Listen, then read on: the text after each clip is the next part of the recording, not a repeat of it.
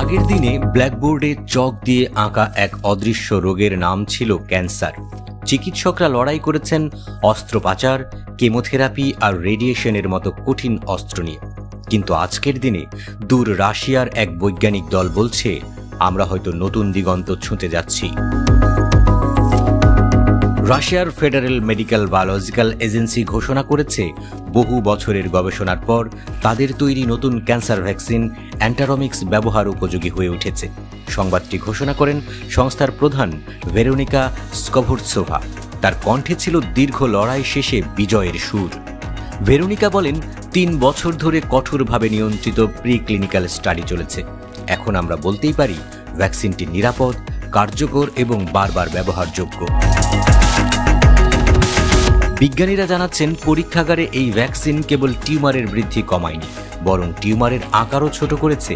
একই সঙ্গে রোগীর বেঁচে থাকার সময়ও বেড়েছে। প্রাথমিক পর্যায়ে এই ভ্যাকসিন ব্যবহার হবে কোলোরেক্টাল ক্যান্সারের বিরুদ্ধে। এটি একটি মারাত্মক রোগ যা বিশ্বের বহু মানুষের জীবন কেড়ে নিচ্ছে। কিন্তু এখানেই থেমে নেই গবেষকরা। স্কভোরৎসোভা বলেন, আমরা আরও 2টি ভ্যাকসিনের উন্নত পর্যায়ে পৌঁছেছি। একটি হচ্ছে গ্লিওবাস্ট্রোমা, যা মস্তিষ্কের ভয়াবহ টিউমার, যা ব্লাড ব্রেন ক্যারিয়ার পেরিয়ে চিকিৎসকদের চ্যালেঞ্জ জানায়। আরেকটি হচ্ছে মেলানোমা, শুধু ত্বকে নয়, চোখের ভেতরেও যে ভয়াবহভাবে ছড়িয়ে পড়ে।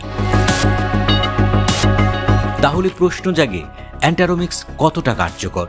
প্রথম ধাপের ক্লিনিক্যাল ট্রায়ালে মাত্র 48 জন স্বেচ্ছাসেবক অংশ নেন। আশার খবর হলো, কারো গুরুতর পার্শ্ব প্রতিক্রিয়া দেখা যায়নি, বরং অংশগ্রহণকারীরা সহজেই চিকিৎসা গ্রহণ করেছেন। অ্যান্টারমিক্সের সবচেয়ে বড় শক্তি হলো এর কাজ করার ভিন্ন ধরন। প্রচলিত কেমোথেরাপি বা রেডিয়েশনের মতো সুস্থ কোষ ধ্বংস না করে এটি নির্দিষ্ট করে ক্যান্সার কোষকে নিশানা করে। গবেষকরা 4টি নিরীহ ভাইরাসকে পুনর্গঠন করে ব্যবহার করেছেন। এই ভাইরাসগুলো ক্যান্সার কোষ খুঁজে বের করে শরীরের ইমিউন সিস্টেমকে প্রশিক্ষণ দেয় শত্রু চিনতে আর আক্রমণ করতে। অর্থাৎ প্রতিটি রোগীর জন্য আলাদা করে তৈরি হয় এই ভ্যাকসিন, একেবারে ব্যক্তিগত চিকিৎসা।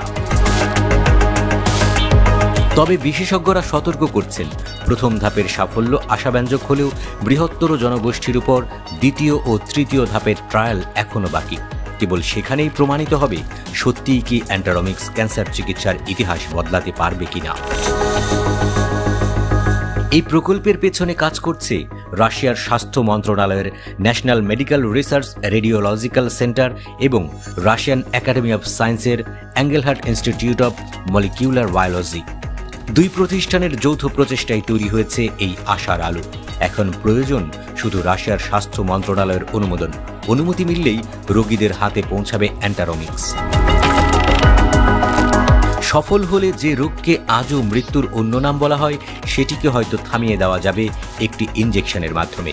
কত পরিবার বাঁচবে, কত জীবন ফিরে পাবে নতুন ভোর। রাশিয়ার এই ঘোষণার পর বিজ্ঞান জগতে যেন এক নতুন উচ্ছ্বাস জেগেছে।